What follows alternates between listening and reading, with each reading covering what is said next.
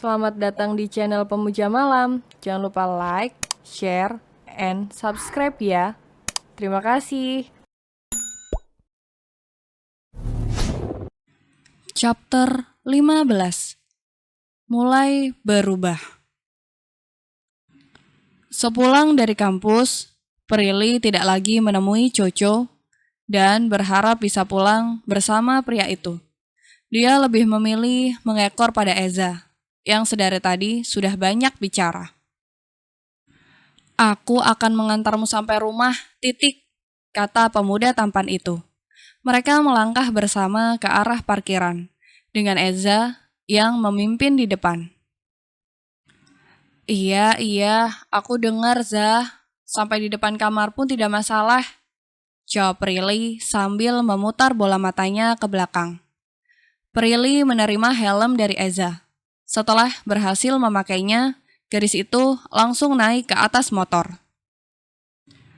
Akan tetapi, sebelum Eza menjalankan kendaraan roda 2 miliknya, ada seseorang yang tiba-tiba menjegal mereka.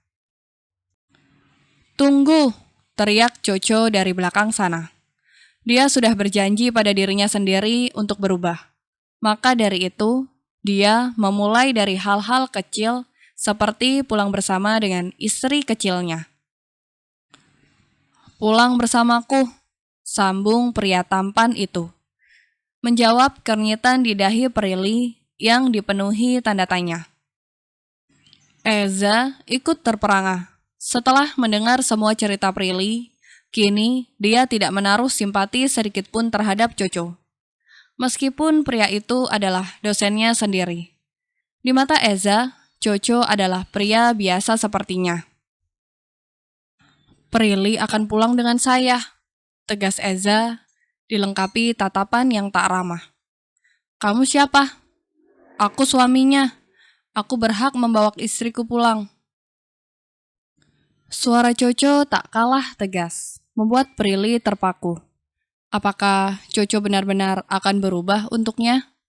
Atau jangan-jangan pria itu memiliki rencana? Suami yang seperti apa dulu? Jangan suka mengaku-ngaku kalau Anda saja belum melakukan kewajiban yang semestinya. Mendengar ucapan Eza yang begitu menohok, Coco langsung menghela nafas kasar. Akan tetapi, meskipun dia cukup merasa kesal, dia mencoba untuk tidak terpengaruh pada kehadiran pemuda itu. "Turun!" pintanya pada Prilly yang masih terlihat kebingungan. Dia sengaja menurunkan intonasi suaranya agar Prilly percaya bahwa dia akan berubah. "Aku bilang turun," lanjut Coco karena sang istri yang terus bergeming, seolah tak mendengar permintaannya. Bahkan kini Coco mengulurkan tangan agar Prilly ikut dengannya. Namun semua itu sia-sia karena Prilly tetap berada dalam pendiriannya, yaitu di atas motor Eza. "Aku pulang naik motor saja," ucap Prilly yang membuat Coco menahan nafas. Sementara Eza tersenyum smik, suka sekali melihat kekecewaan di wajah dosennya. Coco tak menyerah. Dia mencoba untuk memutar otak, hingga akhirnya dia meminta Eza untuk turun. "Kalau begitu, kamu saja yang turun," tunjuk Coco. "Saya? Turun? Untuk apa?" Eza dan Prilly saling pandang. Tak ingin berdebat lebih panjang, pemuda itu pun turun dari motornya sambil membuka kaca helm. "Apa?" tanya Eza dengan tampang menantang. Coco sudah membuka mulut, pura-pura ingin menjawab.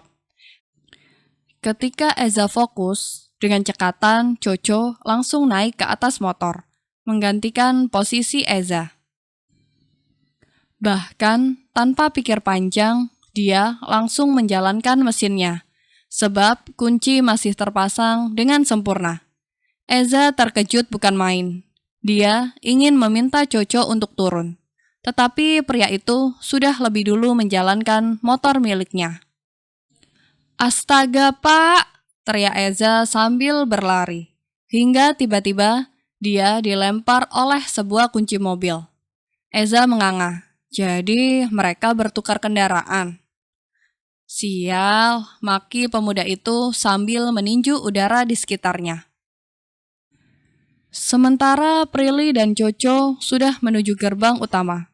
Sepanjang perjalanan, mereka berdua menjadi tontonan para mahasiswa, sebab Prilly terlihat memeluk Coco dengan erat. Prilly baru tersadar dengan tindakannya saat Coco sudah membawa kendaraan roda 2 itu dengan kecepatan normal. Dia melebarkan kelopak matanya, lalu cepat-cepat menarik tangan. "Maaf," katanya. Namun dengan cepat pula, Coco berhasil meraih tangan langsing Prilly, agar gadis itu tetap memeluk tubuhnya. "Seperti yang kamu bilang, tubuhku adalah milikmu." Mendengar itu, jantung Prilly langsung berdebar dengan sangat kencang. Dia tidak salah dengar kan? Tak ingin langsung percaya begitu saja, Prilly pun kembali menarik tangannya dengan kasar. Akan tetapi, sebelum itu benar-benar terjadi, Coco menahannya dengan sekuat tenaga, membuat Prilly merasa terhenyak. Tak yakin jika pria yang ada di hadapannya ini adalah suaminya. "Aku masih ingat kata-katamu bahwa tubuhku itu menjijikkan. Jadi, jangan menahan benda menjijikan ini," ucap Prilly. Memorinya masih cukup bagus untuk mengingat semua perkataan Coco. Akan tetapi, dia dibuat kehilangan kalimatnya saat Coco berkata, "Aku tarik semua kata-kataku hari itu."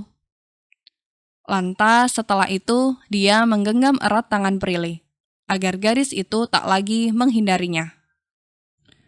Secepat angin berhembus, ada kebahagiaan tersendiri di hati gadis berusia 20-an itu. Namun, dia tetap waspada. Takut-takut jikalau semua yang Coco lakukan hanyalah rekayasa. Apalagi saat ia mendengar bahwa pria tampan itu akan menarik semua kata-katanya. "Lain kali, jangan pulang bersama dia lagi," ucap Coco saat mereka masih dalam perjalanan. Dia terus menggenggam tangan Prilly, padahal gadis itu sudah berusaha untuk melepaskan diri. "Kenapa? Bukankah kakak tidak suka jika aku menumpang di mobilmu?" Tak lekas mematuhi perintah suaminya, Prilly justru balik bertanya, sebab dia ingin tahu jawaban seperti apa yang akan keluar dari mulut pria tampan itu. "Aku sudah bilang, aku menarik semua kata-kataku. Jadi, jangan bertanya." "Alasannya?" Coco bergeming. Jika ditanya tentang alasan, entah kenapa dia tidak bisa menjawabnya. Dia memang mencintai Melinda. Tetapi untuk kehilangan Prilly, dia pun tidak bisa. Andai dia tidak memiliki rasa sedikit pun terhadap istrinya, mungkin tanpa alasan Melinda pun dia tidak akan pernah mencoba untuk mempertahankan pernikahannya. Coco terbata karena hati dan pikirannya tidak sinkron. Mereka seolah memiliki jawaban masing-masing, membuat Coco tak dapat mengolah kata. "Kamu tidak memiliki jawaban, kan? Kamu tidak memiliki alasan kenapa kamu bisa mengatakan itu semua. Kalau begitu, lepaskan aku dan biarkan aku turun," ujar Prilly sambil menarik tangannya dengan kasar. Sebagai seorang wanita, tentu dia ingin sebuah kejelasan. Dia telah berusaha menjadi istri yang baik, memenuhi semua kebutuhan Coco, meskipun yang ia terima hanya makian. "Lepas, Kak," ucap Prilly sedikit berteriak, sebab Coco sama sekali tak mengindahkan ucapan gadis manis itu. "Aku bilang lepas." "Harusnya kamu tahu jawabannya," balas Coco. Dia mengendarai kendaraan roda 2 itu dengan begitu santai, karena ingin berlama-lama dengan istrinya. "Kenapa malah harus aku?" "Hah? Kenapa harus aku?" "Karena kamu yang membuatku seperti ini," jawab Coco menggebu.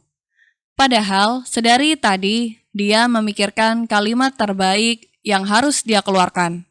Akan tetapi tanpa pikir panjang, kata-kata itu terucap begitu saja dari mulutnya.